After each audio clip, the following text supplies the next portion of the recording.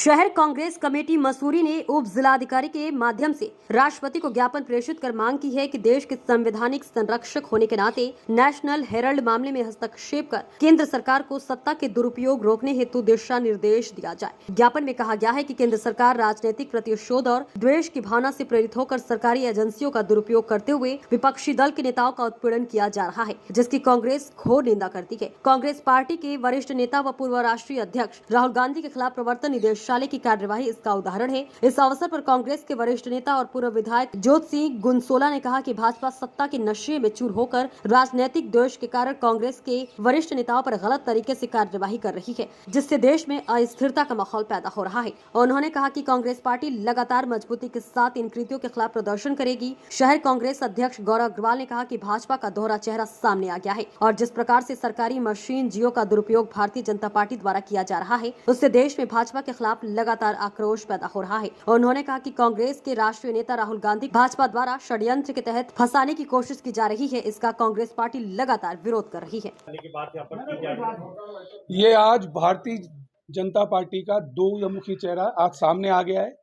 आज ये बात बिल्कुल आपकी स्पष्ट हो गई है कि भारतीय जनता पार्टी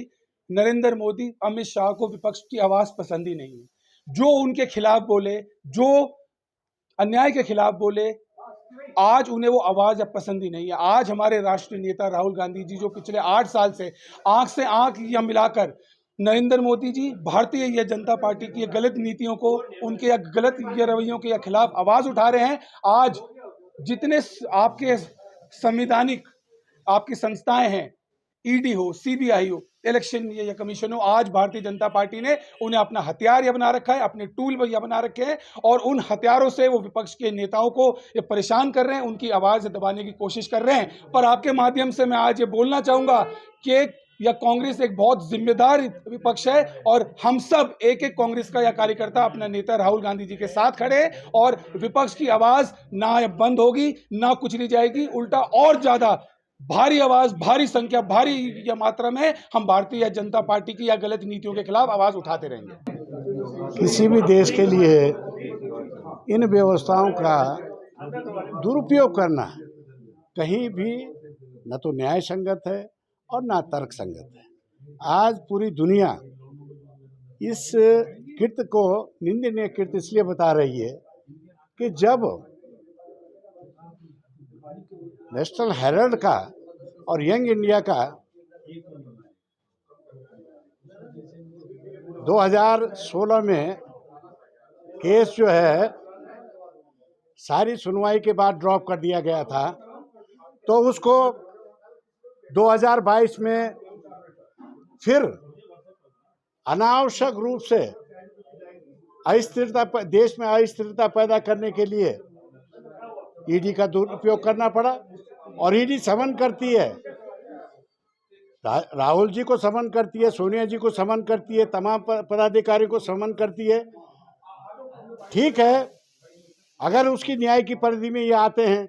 तो निश्चित है उस पर उसकी कार्रवाई होनी चाहिए। लेकिन ये अगर उसकी परिधि में नहीं आते हैं,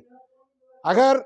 नेशनल हेराल्ड ने इस हिंदुस्तान को आज़ाद कराने में अपनी अहम भूमिका निभाई और वो भी नेहरू द्वारा स्थापित नेशनल हेराल्ड, जिसको इस देश की आज़ादी के लिए मुकम्मल हथियार माना गया था, और कांग्रेस ने फिर जब वो सिख यूनिट होने लगी, जब उसके कर्मचारियों की तनख्वाहें नहीं दी जाने लगी, उनके जो हैं उन पर जो है बहुत आर्थिक बोझ हो गया, तब पार्टी ने निर्णय लिया कि 90 करोड़ का जो है इनको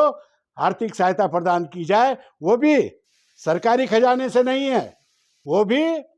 पार्टी ने अपने फंड से जो है उनकी इमदाद को किया, क्योंकि वो आपकी एक यूनिट थी अपनी सिख यूनिट को चलाने के लिए। ये किसी ने नहीं जाना। आज सिर्फ ये कहा जा रहा है कि धांधली हुई, दुरुपयोग हुआ, 2000 करोड़ का फ्रॉड हुआ। मुझे बड़ा दुख होता है इस देश के अंदर आज वर्तमान में जो है प्रधानमंत्री जी भी यही नहीं समझ रहे हैं कि क्या एक पेन स्ट्रोक में इस देश की तमाम एजेंसियां भगवाकरण के अधीन आ जाएंगी। या इन एजेंसियों को सरकार चला रही है, और सरकार खाली अगर बीजेपी की है और रेस्ट ऑफ द देश बीजेपी के जो कोई मतलब नहीं है, चंद नेताओं से मतलब है, चंद पूंजीपतियों से मतलब है, तो आज इसका ईंट से ईंट और पत्थर से पत्थर का जवाब कांग्रेस और देश के आम जन देने को तैयार बैठा है। इसको